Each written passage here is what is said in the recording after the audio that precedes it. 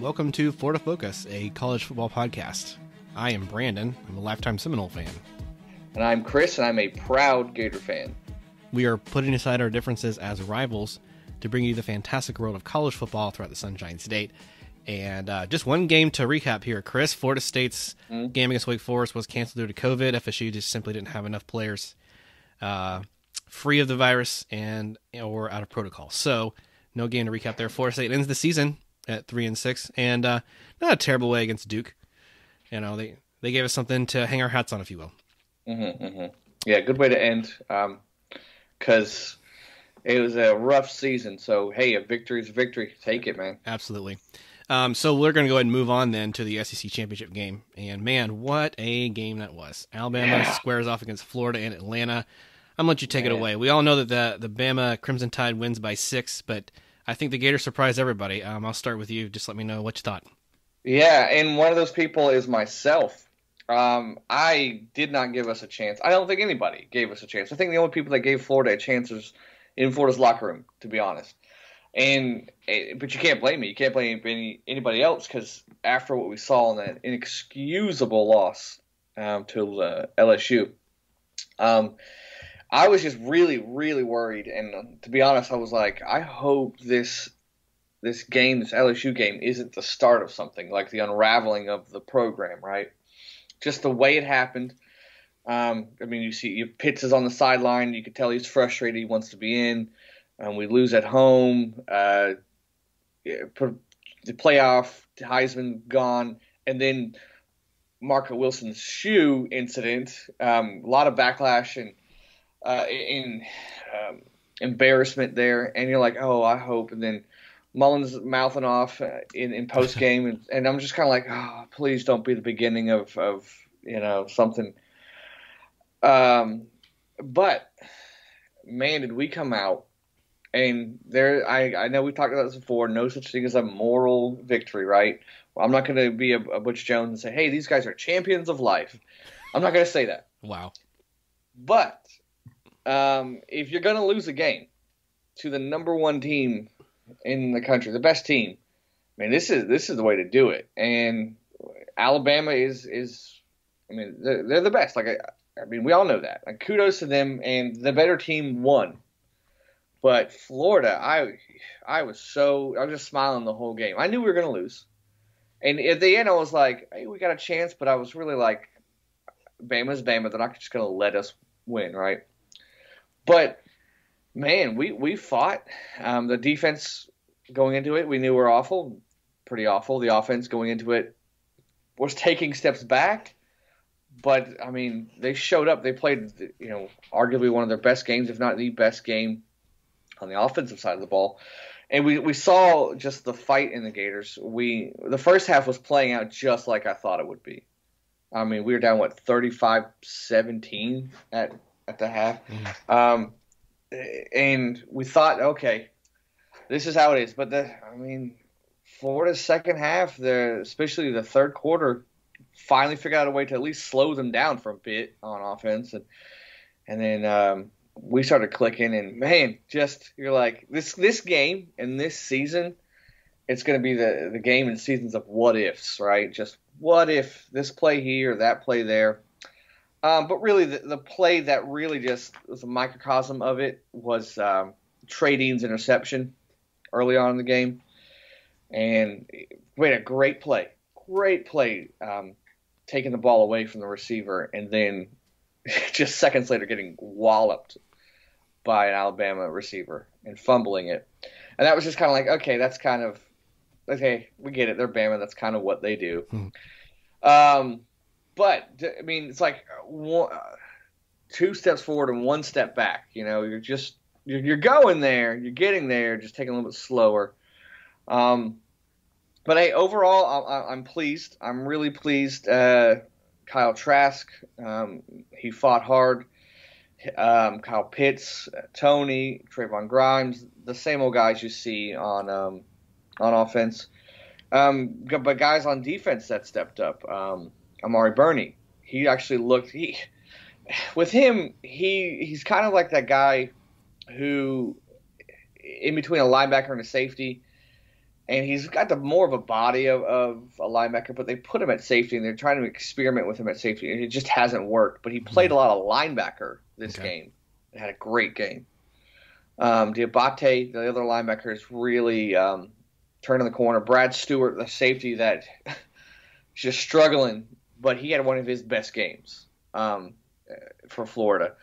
So you're seeing some glimpses of hope on defense. We still gave up 52 points. And the first 5 drives were touchdowns, if you don't count that pick and interception. So a lot of good things, just not good enough because Alabama is Alabama. But I will say this. I thought we had to play a perfect game to even have a shot.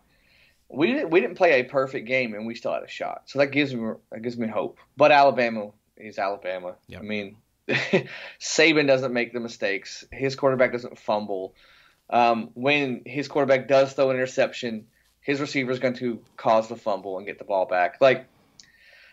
So kudos to them, congratulations to them. But overall, I'm not happy. I'm not pleased, but I'm not dejected. I'm not demoralized. I'm just proud of our guys, and it's weird. It's it almost feels like a victory. It's definitely not. It's definitely an L. Definitely another loss for us, and we didn't win the championship. But all things considered, I'm very proud of how we finished the regular season. Yeah, it was definitely entertaining. So as a neutral viewer, that's kind of what I wanted. It feels like we keep saying Diabate's name more and more. So to your point, yes, that he keeps coming up, and yes, Alabama's tendency to cause fumbles. I guess I underestimated that. We fumbled. I want to say technically it was 5 with the after interception. So yeah, so I mean, we thankfully we were able to recover the ones we did, but man, they just kept. Yep. Oh man, it was rough to see that. But I mean, that's kind of if you're going to be aggressive toward the ball, then you're going to see the other side of that, which is not great, which is 46 points allowed, 400 yards through the air. Florida just simply was too far behind to even try to run the ball in this one. Right. And so 54 yards, that actually makes sense. That's nothing to be worried about. Yeah, and you can just tell, the second we got down, Mullen, and that's what I like about him. I got to give him credit. He's not stubborn. Hey, we're losing. What is our best chance of winning? Throw the ball. And that's what he did. There's a couple times he would run a draw here and there, but one thing I did notice that you saw this every now and then, but really second half, the Kyle Trask power run up the middle, especially on third downs, was they couldn't stop it, and it kind of Tebow-esque back when Mullen was the offensive coordinator, because Kyle Trask, he's not Tebow. I'm not going down that road, but he's a big dude and he's willing to run. He's not the best runner. He's not. Emory Jones will outrun you, maybe juke you. Kyle Trask will throw his whole body into the line, which I appreciate. And so you saw that he was becoming a problem on third down, even 3rd and 3 and 4. His QB power, QB draw was becoming a problem. And I mean, credit to Mullen. He we'll talk about some negatives in a little bit here, but I mean, overall game plan, he knew what was going to work. And he knew how to scheme against Alabama, and he did a great job. Alabama's offense is just so good, and our defense is just not so good. We played pretty good. I give us credit. Third quarter, we shut them out. We figured them out, or at least slowed them down. And our defense gave us a chance at the end. 3 straight plays gave us the ball back. About 20 seconds left. So they made plays when they needed to. They just gave us a chance. We just ran out of time. So I'm not too upset. I mean, Alabama dropped in 52. They drop 49 every game. So I'm not too upset, too surprised there. I actually called Alabama to drop exactly 52. Nice. I just thought we wouldn't score that as much as we did. But yeah, those are the positives. Definitely some negatives to talk about. But overall, it's a good fight and good effort by the Gators. Absolutely. And then the guts to go for 2 down late, I was like, oh, Mullen is definitely playing to win. Oh, absolutely. It manifests itself in different ways. Usually it's like a fake punt or something like that. But that's where he's like, no, we're going to go. And just that whole series in the red zone before that last touchdown was fun. Kind of lucky, too, for the Gators that Allen was offsides. Oh, right, yeah. Oof. Oh, man. Otherwise, it'd have been over right then. Uh-huh. Oh, man, you're absolutely right. I forgot about that. But, yeah. Yeah, he was just kind of – and I guess the analytics or whatever say that so you don't get that, too. You still have to score again anyways, and you can make up the points and tie it. Because, absolutely, he was going for the win, and that's him, and I like it. I do. I like the aggressiveness. But there are some negatives. I mean, Najee Harris. Let's just start with him. What a game he had. The defense, you could tell, they weren't just going to give up the long ball. I mean, Devontae Smith still had a great game, but it was never like, oh, we just got beat. It's just the underneath stuff, and we gave it to them, and they took it. And half the time, we weren't even covering Najee Harris, though. It's one thing to just, hey, we'll give them the underneath. It's another thing to like, we'll give them the underneath, and nobody cover the running back. So that's kind of what happened. And kudos to Alabama, great job by them. Mac Jones, like, hey, the up top isn't there, but I have the best running back. I'm going to dump it off to him. And he's just a freak athlete. Devontae Smith still had a great game. There was one time I want to say the last touchdown, they were in tight, and it was one-on-one Marco Wilson and Devontae Smith out wide, and they ran a slant, and it was just like, no matter who we put Matt Elam out there, he's not going to stop that. I mean, it's Devontae Smith one-on-one on a slant. So it's just good scheme by them. Good scheme by them. Maybe we should have put a safety over there or something. I don't know. But starting off, letting them score 35 like that is just kind of tough. Tough to come back from. We almost did, but kind of tough. Clock management. That's one thing that you saw before going into the half and then at the very end of the game. Going into the half, I'm okay with not – any of the announcers were like, hey, slow it down before you score. Give Alabama enough time to get another touchdown, which they did. But I mean, Mullen said, like, I was trying to score points. I was focusing on scoring points. Score the points first. And I agree. When points, when you have an Alabama team and the pressure is on your offense to score, make sure you score the points first. So could we have run more time? Could we have whatever? Maybe. But we are in such of a rhythm, I think we had to score when we could. Okay. And so I don't fault them like that. But also with a minute something, your defense has to make a stop with a minute something. They have to do their part somewhat. So I don't fault them for that. At the end, though, on the 2-point conversion, we took a timeout. Had we not taken that timeout, that probably would have gave us another extra 40 seconds.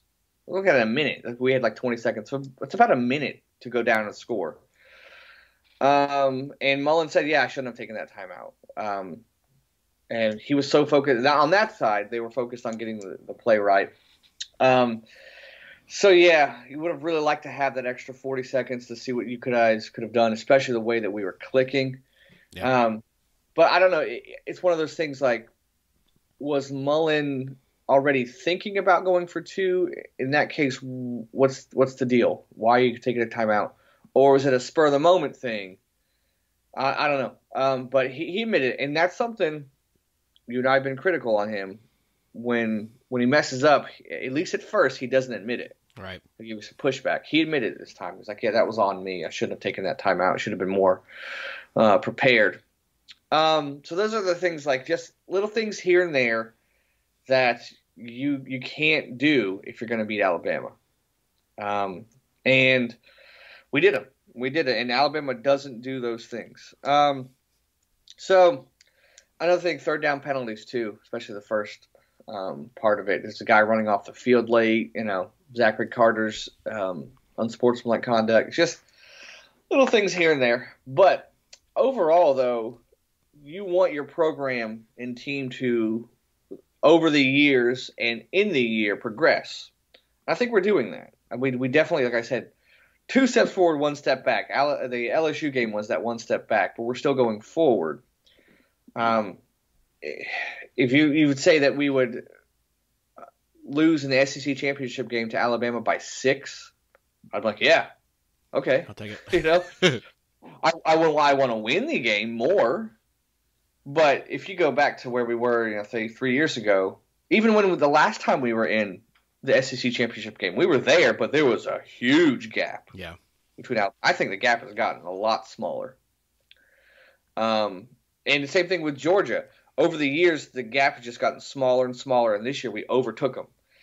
I think the gap has gotten smaller between us and the elite teams. But you still have to win that game. We're not there yet, but I like the way we're going. Yeah, I think you summed it up really well there. I continue to be blown away / impressed that guys like Najee Harris can get 36 touches and still be able to stand at the end of a game. Yeah, I mean, real. And 31 of those were runs, 5 catches. And then you still have a guy getting 15 catches for 184 yards. Yeah. I mean, those two guys are your offense. I've really never seen that much balance, but then, hey, man, it makes perfect sense. Yeah. Those are your two guys. I think the rest of Alabama, I had to check this. The rest of Bama besides Najee Harris rushed for 5 yards. Yeah. It was it. I mean, dude's good. Yeah. It's single digits or 8, 9 yards, whatever. So, I mean, there's no secret on what's going to happen. Right. So that's got to be a little disheartening just to see that over and over those guys had success. Yeah, and I explained it this way to someone. It's either you choose, okay, how are you going to die? Well, you're either going to get decapitated or death by 1,000 paper cuts. We chose death by 1,000 paper cuts this game.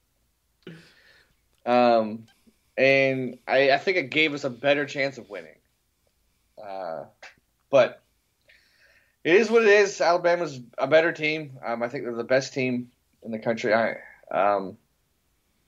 Clemson with Trevor Lawrence might give them a run for their money. Yeah. Right.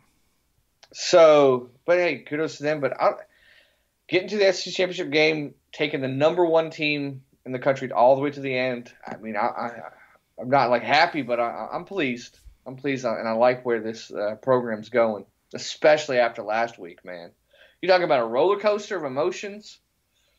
Whew, Gator fans have been through a lot last couple weeks. Just like, oh, we're pretty good. Oh, we're kind of going back. Oh, we're awful too. Oh, actually, we're pretty good. So, yeah, I'll take it. It was one of those games where the whole game, like I'm gonna lose, but I'm having fun, and I just didn't want to get blown out, and we didn't do that. So, I'll take it. Sounds good. That was pretty much all I had. Mm-hmm. Anything else? Last minute thoughts? I'm looking through my notes here. No, I think that might be it. Yeah. All right. Very, very good. Well, that wraps up like you said, well improved year for the Gators, and a lot to be happy about. A couple of things you'd probably want to have back, but don't we all? Excellent. Well, that wraps up, man. Hard to believe, a regular season for 2020. Yeah, I know. And a couple of fun matchups in the bowl season. So here we are, Monday night, the 21st of December. Just FYI, because with COVID, anything could change, and something changed just a couple hours ago. So there you go. Can and will. Just book it. Exactly. Something's going to change. We do know this, though. Florida State Seminoles, USF Bulls, FIU Panthers are not going to a bowl. Not happening. But there are 4 teams in the state of Florida that are going bowling. I'll give you a breather here. I'll start with UCF real quick. Okay. They play tomorrow against BYU in the Boca Raton Bowl. Yeah. And I think overall, you're going to get a matchup between, out of the group of 5, 2 of the best 7 programs. It's pretty fair. Okay. If you're going to put like Cincinnati, BYU, Coastal Carolina, UCF, I mean, 7 might be a stretch. I get that. Louisiana, you get some pretty good programs this year. And you get some of the best ones matched up against each other. High-powered offense. Zach Wilson has been a pretty good story for BYU this season. And they've been deceptively good. They've also had some luck. BYU has a win over Boise State when they were down a lot of players. They did travel late in the season to Coastal Carolina, lose by 1 yard in a dramatic finish to keep the Chanticleers undefeated. And they just had a really, really weak schedule. I mean, I would put it in the 70s or 80s at best.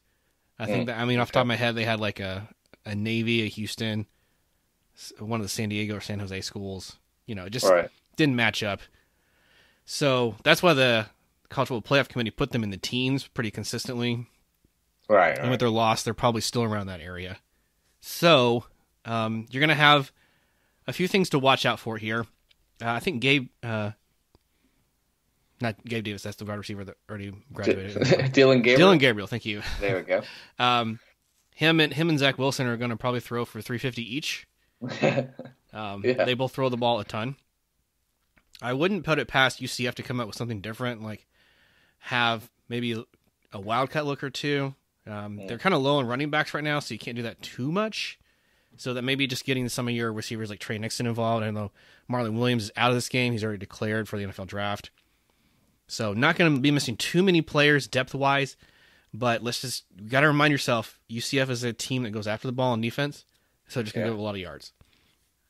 Now, I say that, and this will be the one game where they hold them 17 or something crazy, you know? But before I give my pick, I'll let you kind of weigh in on this. I think BYU's favored by 6.5, but what do you got?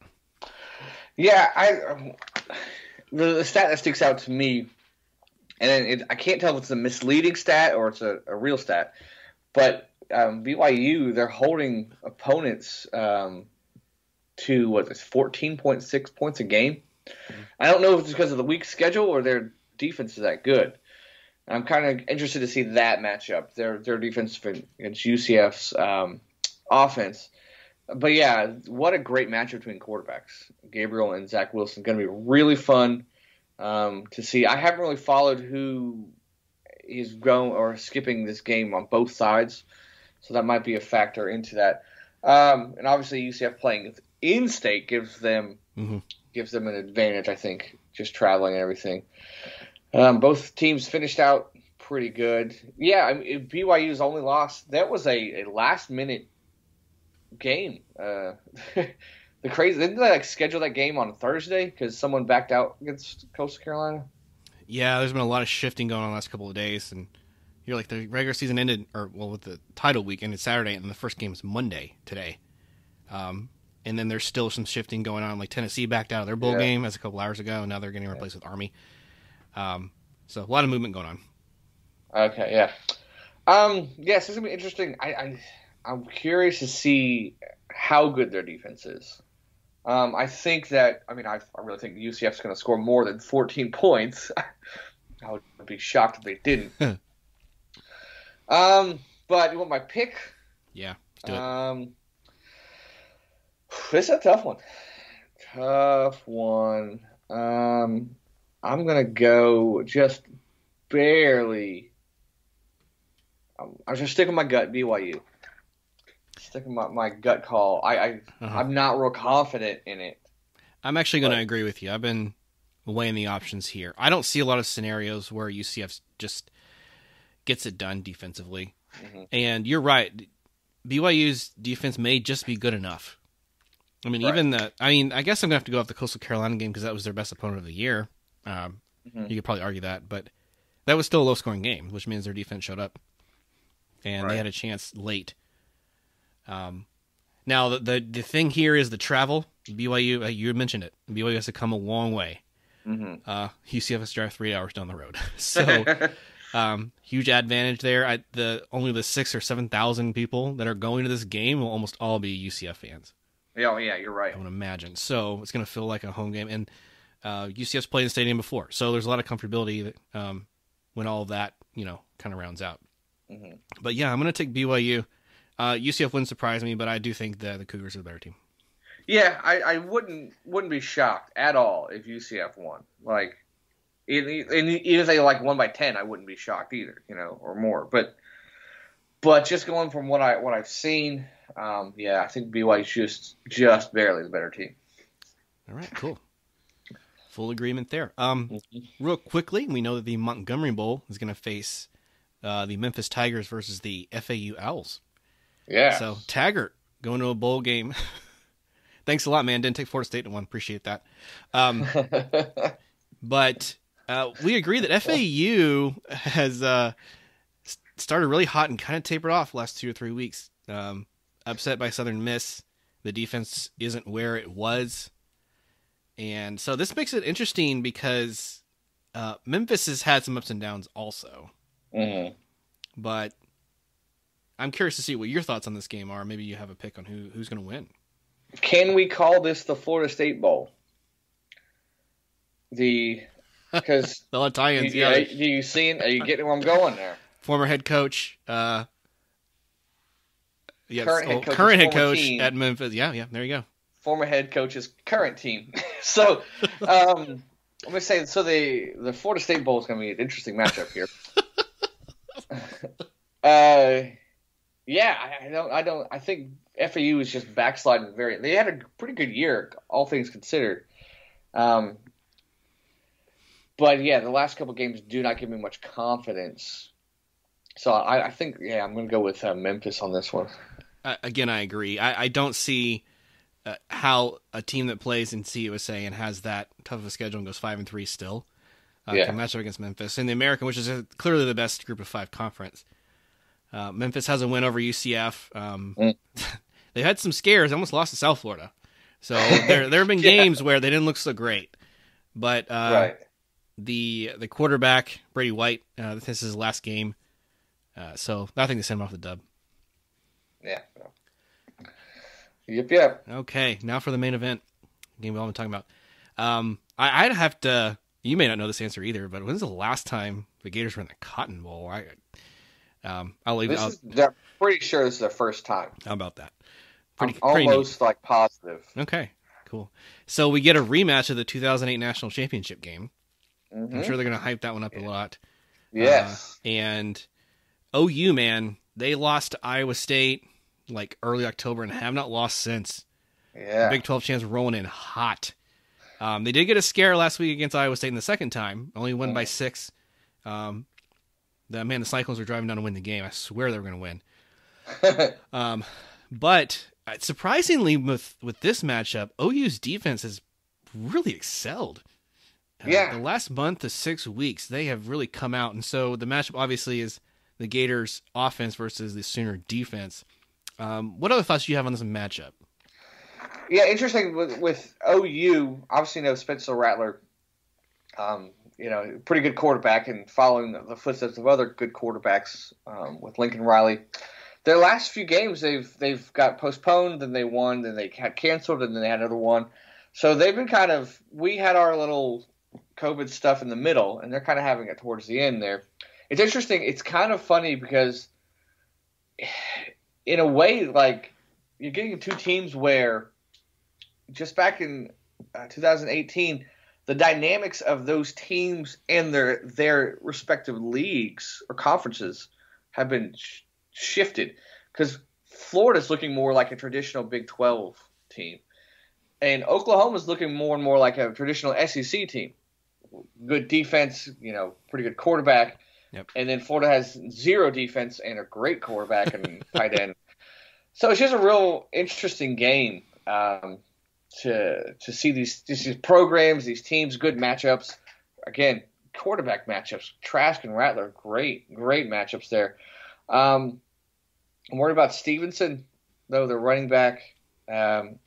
He's about the same production as Pierce, but Mims, though, he's a guy, a receiver that you have to keep an eye on.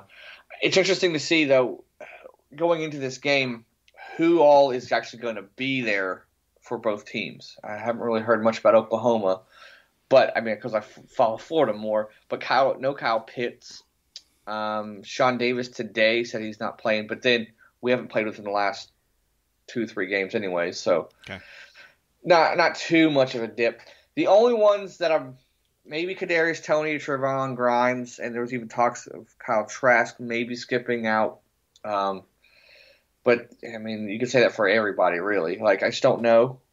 But assuming that, look, we're going to talk about who we do know is playing, who has not dropped out yet. Yeah.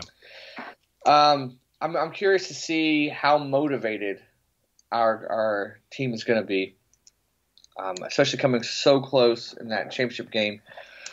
Are they going to have enough, enough in the tank to play this game? Do you really want to play this game?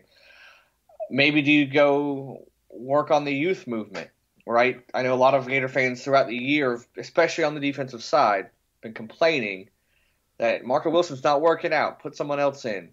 Donovan Snyder's not working out. Put someone else in. They stick with the older guys.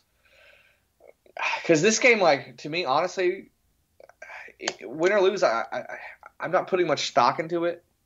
Because I don't think this game is going to be, like, indicative of the season, of the program. Unless we just get blown out. But even if we lose this game, I'm not going to be like, oh, no, because there's just so much going on. It's such a weird season and such a big, like, a quick turnaround, too. 10 days since the SEC championship game and our bowl game, which is weird. Usually there's several weeks. Mm-hmm.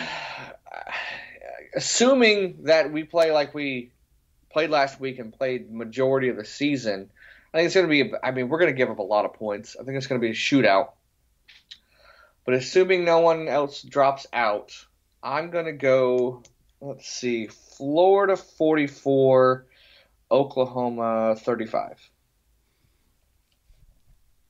Wow, this was probably one of the most evenly matched games that they put together. Mm-hmm. And I really thought Oklahoma would be favored in this game. And so I'm surprised that Florida is by 3 because everything about me says I'm going to pick the upset with the Gators, and they're not the underdog. They're the favorite. But I'm going to take Florida to win this game. I think 10 days off actually benefits them because the offense doesn't lose any rhythm. I really don't think it matters who on this offense doesn't play besides Pitts. You've managed to figure out a way to get the other guys involved. And man, what was someone saying? I think it was Jared who's going to join us just in a couple of days for the recruiting episode. Like how undervalued Kadarius Toney has been this year. Mm-hmm. So good points there, but it just goes further down the roster. It's more than 4 deep. As long as you have good coaching, and I think that's exactly what Mullen brings, then I have no reason to believe they won't win this game. They haven't lost in New Year's Bowl yet. Yeah, and this is, you just think about it, like 3 straight New Year's Six bowl games. Even if we lose, just the fact that we're here is just crazy. And you're right though. Like, say Toney doesn't come out. Doesn't play. Grimes doesn't. You have Justin Shorter, who is a big physical receiver, 5-star guy. Trent Whittemore's back. Xavier Henderson, Jacob Copeland, who's had a really quiet, great year. Being the 4th, 5th option. He's a solid guy. I really think with the receivers and the running backs, you can plug anybody in at this point. Obviously, there's a drop-off with Pitts and Zipper. I really like Zipper. I like Kimori Gamble at the tight end. But Pitts, come on. This guy's going to win the Mackey. He's a top 10 pick. Like, you're going to expect some drop-off. But outside of him, I don't see too much drop-off on the offensive side of the ball. The defense, though, I have no idea. I got nothing because I don't know who's staying. I don't know if they're going to go with the youth movement. I don't know what they're going to do there. So I'm just expecting points to be given up. Yeah. But I've honestly, the other thing that tells me that Florida's probably going to be the victor here is I've seen Oklahoma play like 4 bad games this season. I've only seen Florida play, honestly, 1.5. The A&M game was still very good. The Bama game was still very good. The LSU was the only one, 4 quarters, top to finish. Right. Probably you want to do away with those 4. Yeah. But Oklahoma lost to Kansas State. They had to go to triple overtime to beat Texas. They lost Iowa State once and nearly lost the second time. Mm-hmm. Iowa State, this is the first time in program history the Cyclones have beaten the Texas Longhorns and the Sooners in the same year. That's right. I didn't see that. So, kudos to them. That Matt Campbell miss for Florida State is looming large now. That was the guy we wanted, and it turns out we were correct. Not that Norvell's bad. This year is no way to know. But I'm saying, like, the Sooners are giving up historically bad performances, and the quarterback's still too new. Rattler, he started the first month. He just looked pretty bad. And he's gotten better and better. But I don't have a lot of confidence in the Sooners. And they just don't succeed in the New Year's Six. They certainly don't succeed in the playoff. We all know that. So, I'm going to take Florida. I do feel like Oklahoma Mm-hmm. might be the better team, but it's too hard to say, and I just don't have any faith in them. Yeah, they're just real inconsistent, and it's tough to pick them because of that. But I trust Mullins and his system and his staff. And what are your thoughts on the quick turnaround? A game like this big, not just a regular Gasparilla Bowl, but like a New Year's Six Bowl, like the quick turnaround, 10 days. Like, you think that's better? Do you think it's worse? Well, like I said earlier, I think for an offensive team that's in rhythm, it's better. Mm-hmm. Generally, it's the defense that will carry a team like that if the offense has been off for, like, let's say, a month. Okay. And so, for you guys, it's great. For Oklahoma, well, there's not much offense. I mean, I don't really know anybody besides Spencer Rattler. There we go. Eventually got it. Yeah. Mims, the receiver's pretty decent. Okay. But yeah, Rattler's the guy for them. Ironically, the guy I knew was Trey Sermon. He transferred to Ohio State and ran for like 300 in the title game. And I was like, oh, okay, there he went. So, it can be a mixed bag because you don't have much time to travel or get to know your opponent. But, preseason, you're like, okay, we have so many guys looking ahead with the bowls, like you mentioned, 3 weeks to prepare. So it may just be like I don't really have to think about it, just go out and play kind of deal. Right. Yeah, I think it might be a good thing. I mean, although we just played like 8 straight weeks, and they've had a couple of breaks, but Not true. I think it might be a good thing just to on to the next one, and then we can relax. But with it being so short, typically a game like this, you have like, I think I heard like 14 extra practices for the bowl game. We're not going to get 14 practices for this one. And it's going to be more like a normal week of practice. So that's going to be interesting. That's a good observation. I didn't think about that. So I don't know. I don't know what's better or worse or if it matters or not. But it's going to be very interesting. And like you said, I mean, in 2 days, 5 people from each side could drop out and can change the whole dynamic of the game. But as of right now, I like the Gators. Okay. So we're in agreement. Actually, there we go. And then one last game. Yeah. The Miami Hurricanes travel up to Orlando, Cheez-It Bowl, playing Oklahoma State Cowboys. I mean, a couple of thoughts here. Who really knows what we're going to get from Miami's defense? If defense is playing well, this game could be like a 24-20 final. Mm-hmm. If they're not, they could give up 40 by the third quarter. We all know that Chuba Purdy, I'm getting the names mixed up here. Good Lord. Chuba Hubbard, excuse me, has already opted out the rest of the season from Oklahoma State. Golly. What are you talking about? We were talking about Iowa State just a second ago. It slipped out. I got you. And it's really kind of I think Oklahoma State's got to be kicking themselves because this was their best shot to win the Big 12 and or go to the playoff. They had a great defense returning, one of the nation's best running backs, and they couldn't put it together. They really have to be disappointed in themselves. And so I don't know if that translates. You still got Gundy. The mullet's going to come down to Disney World, so maybe he rubs off on him. They have some fun. Anyway, what are your thoughts? I know that Hubbard's gone. There's some guys on the defensive side for Miami that have opted out. I wouldn't be surprised if more from Miami opted out. This is a really tough one to call. I don't see both teams really motivated at this point. Maybe a slight edge to Oklahoma State because the way Miami got worked their last game, just embarrassed. It's tough to come back from that. So I would say a slight lean to Oklahoma State. I think I'm going to go with Mike Van Gundy in Oklahoma State.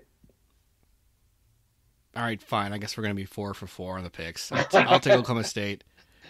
I don't like the way that Miami finished. Right. And I've seen it kind of going downhill, and I think they've hit their hardest stretch of games at the end, and they just have not performed up to par. Yeah. I think part of this is motivated by my hate for Miami too. I'm not going to lie. Like, I just don't want them to win. Right. That could be some of it. I'll be fully transparent. But give me the Cowboys. We also know I like the Cowboys, so. Yeah, just very true. Yeah, and when Miami has played, they played 3 ranked teams, and 2 of those they got blown out.